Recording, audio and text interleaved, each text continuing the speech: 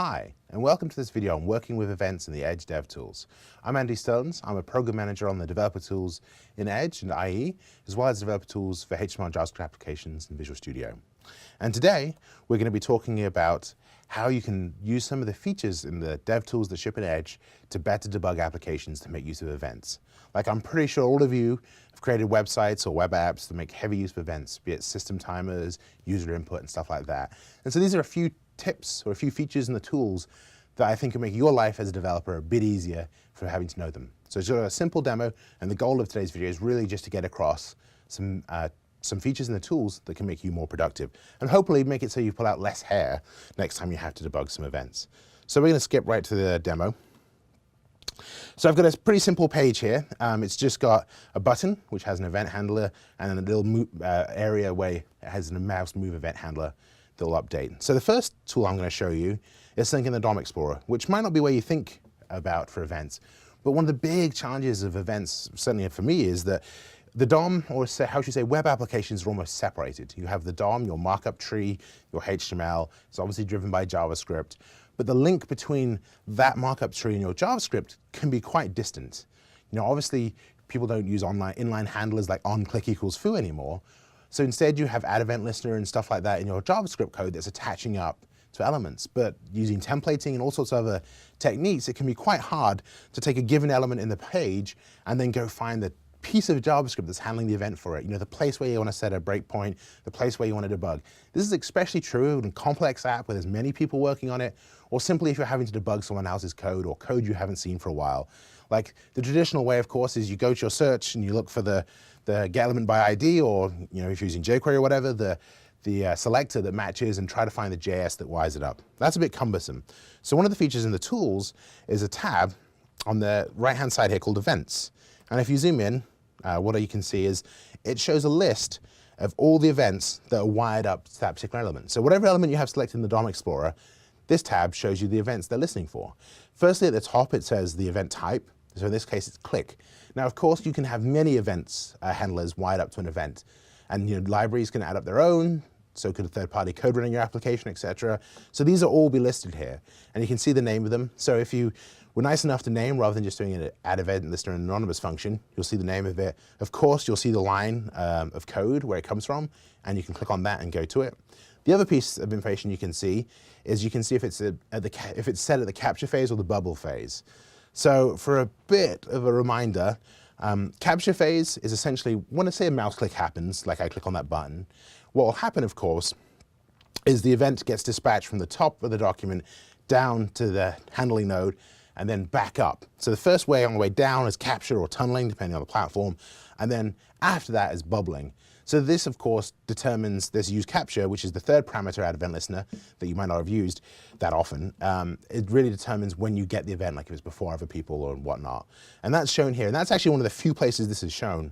So if you ever have to debug an issue that's caused between bubbling or capture, that's an important piece of information to remember, because there's not another place to define that, except by figuring it out. Okay, so let's just take a look. So the first thing here is, of course, we can jump to the line of code. That's nice, and you can, of course, go ahead and set a breakpoint here.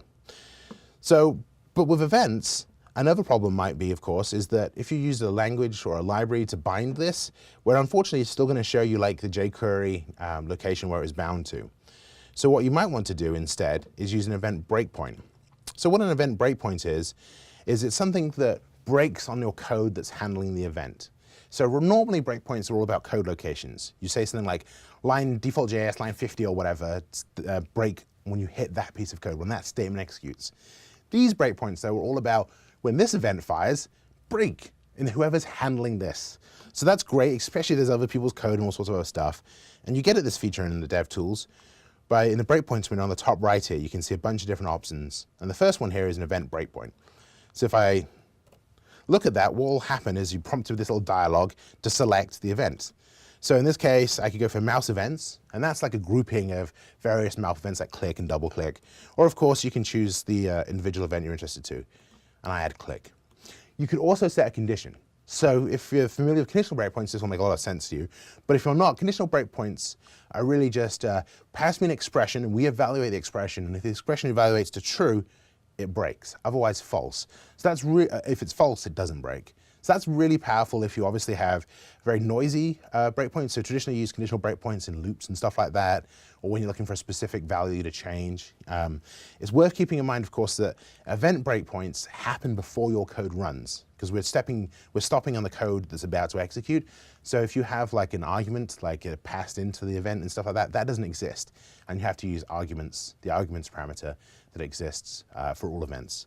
But anyway, let's just go ahead and add to that. Just like a normal breakpoint, it appears here, and you can disable it, enable it, remove it, and of course it'll be there when I refresh.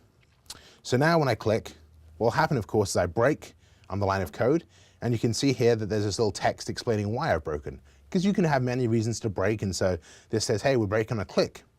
And of course, async call stack is there and everything just like you expect. So this is just like regular break, I can step. The big difference between this mode and regular breakpoint mode essentially is that when I press continue, I'm not going to continue out of the event handler, out of all the events. I continue to the next event handler. So if I have 3 event handlers, I hit continue on one, I'll go to the next event handler, hit continue there, and you go to the third. And then finally, if you hit in the last one, of course, you'll go back to global code. So that's really nice because it allows you to step through multiple event handlers when you have them wired up, or other people do, for example, like libraries and stuff, have them wired up. So you can easily step through them. And of course, just my code and everything else like that works for this feature. The other thing we have for an event breakpoint is a very special event breakpoint for XHR. So if you're familiar with XHR, of course, it's the way you get data, JSON, or whatever payload you're talking about. And so this type of breakpoint will break in any response from an XHR. So you make an XHR request to the server, it comes back, and this breaks in the response handler. So click it, bang, and of course, you're in this case, this XHR handler that I created, and you can step. So again, if you know that something's interacting with a service and stuff like that, very easy to set a breakpoint without having to go around your code to find out exactly where your response handler is for your XHR. The last kind of thing we have for events is for event trace points. So breakpoints are great, they break in your code, but they can be a bit cumbersome, especially if you're talking about noisy things or things that you don't want to step through and you just want to log or monitor in the console. So that's exactly what an event trace point is for. Like its partner trace points, this logs to the console. So here I can just log, and again, like because the code, just like event breakpoints, executes before your code, I have to use this arguments property to access the data. So I can do arguments.x, arguments dot. And the first one, since for a mouse event, there is only one parameter passed in. And also, since this is you're essentially using the console.log API, you can use the string formatting and stuff like that. So %i, add, and now of course, if I go to the console and move across, you'll see that it's logged some data. You can also log objects this way, and there's object inspection just like you'd expect in the console. So it's a really easy way to get events traced to the console without having to modify code or listen to a new, change your code or listen to a new event.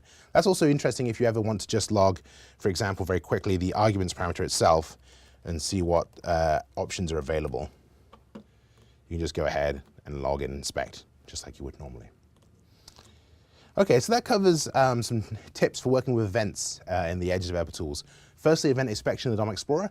That helps you find any events that have been wired up for a HTML element. Just go to that Events tab in the DOM Explorer. Event breakpoints over in the breakpoint window. Just add them if you want to break on a specific event, like you're debugging a click handler, but you're not sure where the code is. Great use for that. And then lastly, trace points, for when you don't want to break and instead just want to log information to console so you can have a more passive way of diagnosing your issue. So that concludes this video and these demos.